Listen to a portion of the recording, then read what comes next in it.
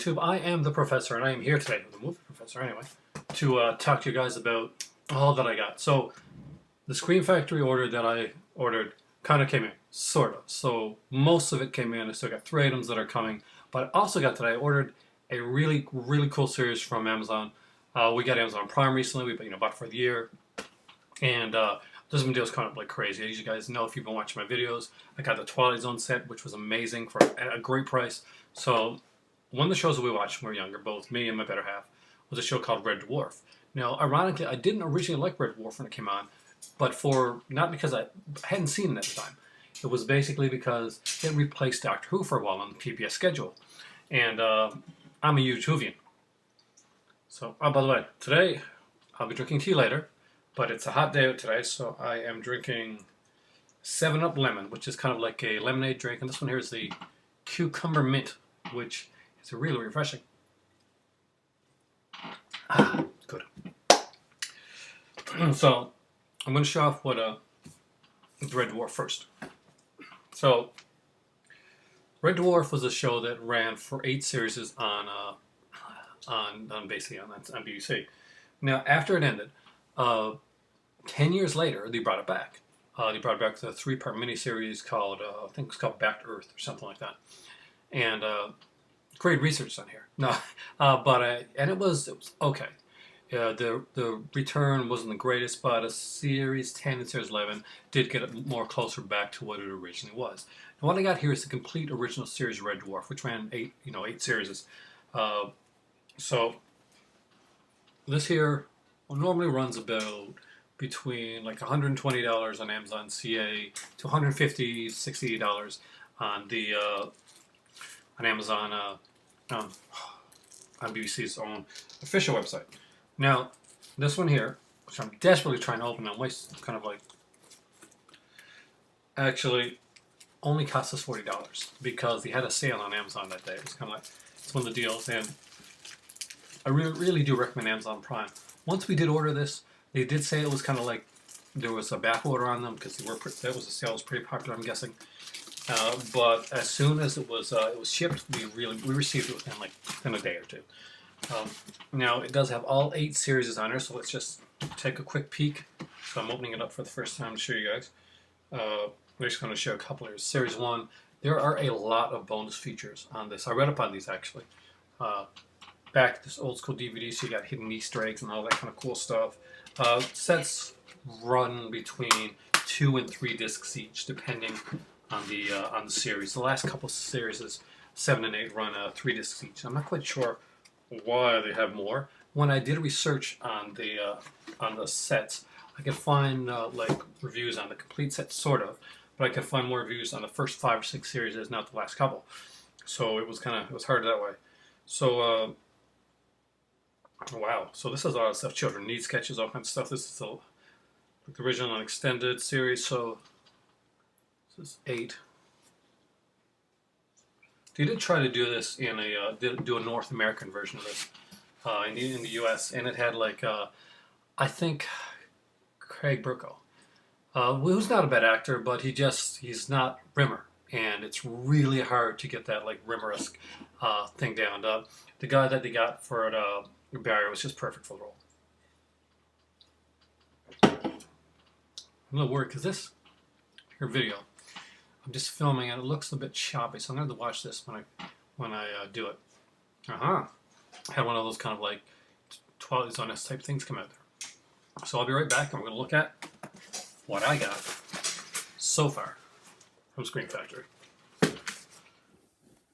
Hey there, and welcome to another unboxing video. You're going to see the first of this upstairs, actually, in my office where I do my writing at.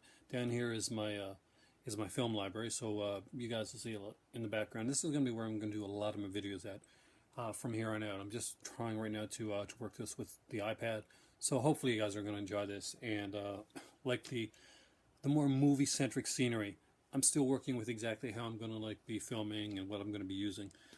So it's a learning process. There's a curve to it. So today I got some Scream Factory stuff. I got 5 of the 8 titles that I ordered from the Scream Factory sale. A lot of the big ones, so that's actually the really cool thing. I got 2 DVDs and a Blu-ray left to come. So as you can see, there's so many Scream Factories there in the background. I'm an avid Scream Factory collector. I like their stuff a lot. I only have about 105, 110 releases so far from Scream Factory. So these are going to beef up my collection a little bit. There's some that I really, really want. So I'm going to go through them fairly quickly. I'm not going to like take too much time, but I'll like explain each one. And one I'm going to go through at the end that I want to explain a little bit more because it's one that I kind of like. A lot of people hate it, and I want to give it a defense for it. So first up is one that gets a bit of hate, and that is Village of the Damned. Now, Village of the Damned is a great little Carpenter film. The opening sequence is actually really, really good. Casting-wise, I actually like it. Kirstie Alley's in this. We have like Christopher Reeve, and what's his name is in this as well. Yeah, Michael Parr's in this. Linda Kozlowski is in this as well. This has some great features on it. I love the slipcover. This does have the original artwork on the inside as well. So I like this new artwork is better, actually, a lot better. But I always put the original on the inside, you know, just to have it. Now, I have to say, there's some great stuff on here. We got like, It Takes a Village, Making a Village of Damned, which is about an hour long. New Horror Hollow Ground, which a lot of people really love. I actually like them. And what's the most important thing for me on this one, actually, what I really wanted, is there's like a 45-minute interview with a character actor, Peter Jason, who acted in a lot of Carpenter films. And he talks on his thoughts on those films and working with Carpenter. I'm really looking forward to watching that interview. That was like the big thing that sold me on this even more so than the film. And I do like The Village of the Damned, unlike a lot of people actually like this film. So very well done. Now, just to let you guys know, if you follow me on here, you can also follow me on Instagram as well. My name there is Charmed 007. That's was actually the day that I did that. I was actually reorganizing my my movies, and there was like I was creating my Instagram account, and there was like a box. There's like box sets of Charmed that I was putting together or organizing, and there's my 007 movies at the time, and that's where the name came from, just so you know. So yeah, what I'm starting to do on my Instagram account now, which is going to be kind of like you'll see like stuff, you know, my house and all that type of stuff on there, my cats. But one thing you're going to see from now on out, and I started this today, basically, is like whenever I do put a movie on there, like especially a Scream Factory or something like that, I put the picture of the front cover and a picture of the back, so that if I don't talk about all the special features, you can always look at my Instagram account and you can check out and see all the special features that are on the movie, and that way you can get a better idea if it's something that you want to buy. So if you watch one of my videos and a movie interests you and I haven't really talked about all the special features, go into there and you'll find out more.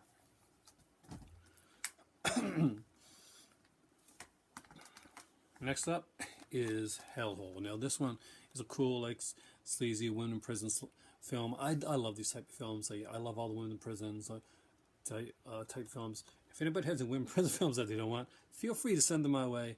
I love these things, especially if they came from like a Shout Factory or something like that. I love women in prison films. I need to get that Machete Maidens documentary as well. This got a great cast. So we got Ray Sharkey, Judy Landers, Diane Thorne, Robert Zadar. Edie Williams is in this as well. I'm pretty sure she is actually. And Mary Warnoff is in this. Again, we got like just an amazing cast. Richard Cox is here. So it's just an amazing cast. Great sleaze fest of a film. Definitely one worth checking out. And again, if you want to know more about this, features and stuff like that, check out my my Instagram as well, and you'll see it on there. I'm expanding my media so that I can keep more in contact with you guys, and you guys can get like a better, more well-rounded videos from me. So you can actually see my videos on YouTube when I'm doing unboxings. Check out the movies on the Instagram as well. So you can, if it's something that you're really interested in, you can just flip right to that picture, look at the front, look at the back of the Blu-ray. I'm hoping that's going to help out. I'm just trying to like to really make my channel a little bit more accessible, especially for newcomers or people that are starting to collect and they're kind of wondering if this is a film that's right for them. Next up, I grabbed Up From the Depths. Now, if you haven't noticed this one in a store, there's a reason for that. I apologize for the cough there. It is because this is a Scream Factory exclusive. On the website, Scream Factory has movies that are exclusive only to the website. You've probably seen like this in like a double feature or a multi DVD set, but this is the actual Blu-ray edition. There's only 1,000 copies of this one. So if this is one that you're interested in, say you got the DVD edition and you kind of want to upgrade it, then go to Scream Factory where the Blu-rays are still there. They only do 1,000 copies of these, and then that's it. So it does have features on there, but I'm going to stop showing you the back so you guys can actually check out Charm 007. Next up is on, well, let me get to this first. So one of the first things that got me started collecting again was a Roger Corman Cult Classic Collection by Shout Factory. That really brought me back into films. Really, I got very excited with the stuff that they did. And one of the ones that they did was a slasher trilogy that I really like. And this is not one I got today. This is one I got a long time ago. That is the Slumber Party Massacre. Now, this has all 3 films here. And that being said, I'm pretty sure that these 3 films are kind of more of a cut version of the film. Now, one good thing that this does have is like it's got a booklet with it as well. So I would never ever get rid of this one. This was a pride in my collection for, one of the gems in my collection for a long time. I just really love these cheesy films. So when the sale came up, I had to go out and grab the Slumber Party Massacre 2 and 3 double feature set. I still got to get the first one. But what's really cool is that there's a 75-minute documentary. Now, on the first one, they showed, I think the first 20 minutes or so documentary is on there because that deals with the first film. Now, still there's 2 other films that the documentary dealt with because it was a 3-parter done over like 3 discs, over 2 discs originally. Now, this one here has the full 75-minute documentary with, the first part included as well. So if you grab this, like, before you grab the first one, for instance, you'd still get the full documentary on there as well. What's really cool about this one is that it has not just the theatrical R-rated cuts. Well, I'm not sure if theatrical R-rated cuts. I'm not sure if these went to the theater. But they also have the extended unrated cuts on here as well. Very excited about that. They have the extended cuts. I think this one is a standard def extended cut for Massacre 2, and a high def with some standard definition like inserts done in 3. But they both apparently some really, really good, like, there's some fun films. There's some really fun films to check out. There are 2 cuts of each of the films, a 75-minute documentary on the whole Slumber Party Massacre series. You cannot not get this one. It is just so cool. Now, I said there's going to be one that was going to be kind of controversial. So let's go with it. Remakes. There's a lot of remakes that are incredibly horrible and a lot to get like trashed down, like fairly and unfairly. This one gets trashed down pretty much fairly, but too much.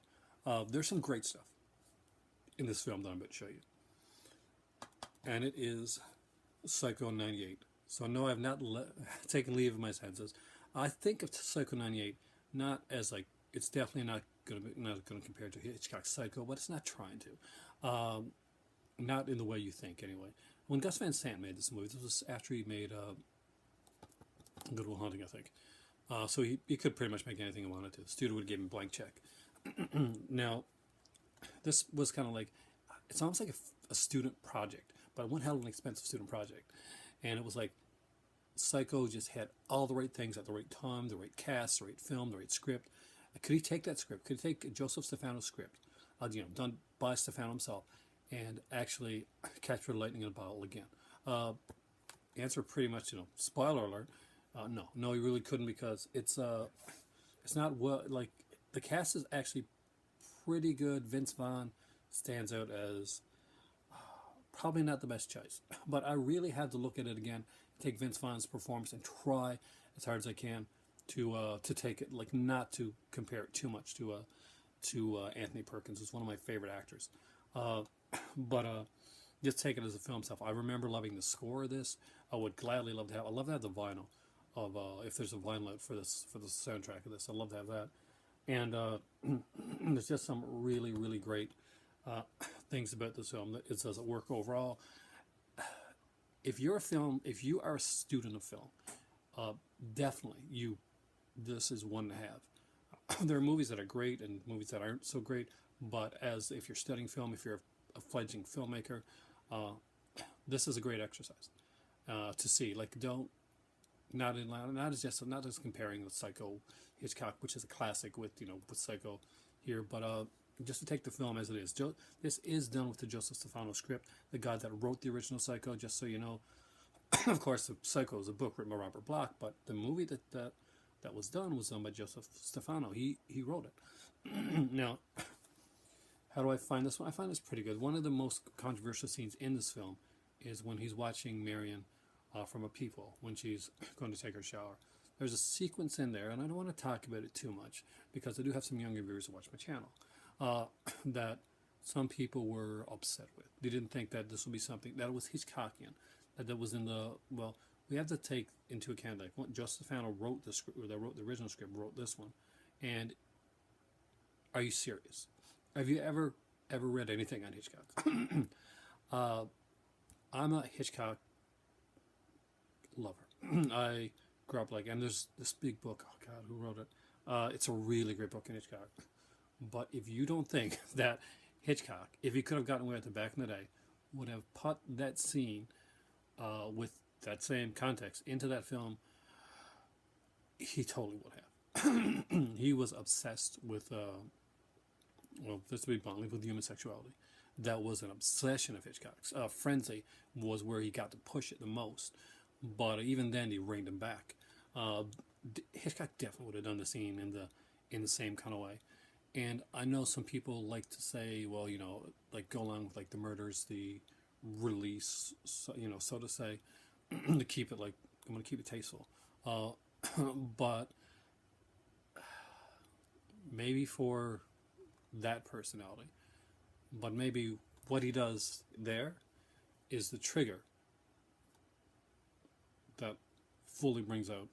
Well, that's my thought on it anyway. Everybody got their own theory, and that's the good thing about a movie like this. It's very polarizing, but you can watch it and you can enjoy it for what it is. Now, one of the big reasons for me getting this is I'm a huge Shockwaves fan. It's a great podcast. Elric Kane, Rob Gluza, Rebecca McHenry, they do an amazing job. They used to do Killer POV. If you followed that one to the end, I really recommend Shockwaves. Definitely check them out. They have some great stuff. Have some great guests on there as well. Well, Rob Gluza did this documentary right here, Psycho Legacy. This is an incredible documentary. If you don't have it in your collection, you really should grab it. It's really good because you've got if you've got Never Sleep Again and the Crystal Lake Memories, you owe yourself to have Psycho Legacy as well. It's a really, really good two-disc documentary. Rob Gluza did that documentary. He also did the commentary, the new commentary on this as well. I'm very excited to hear the commentary on this because Rob Gluza knows his Psycho stuff better than most. And, he made the Psycho Legacy documentary and he did the commentary on this. I'm very excited to see that. Even if you're not a really big fan of this movie, I recommend it. I haven't listened to the commentary yet, but I have no doubt from listening to Shockwave's podcast, from seeing the documentary that was done, Psycho Legacy, that Rob Gluza will do an amazing job on this one here. Thank you guys so much for watching. I am the movie professor, and my voice is going, and right now, it is time for tea. Have a great weekend, guys, and enjoy some movies. I think I'm about to.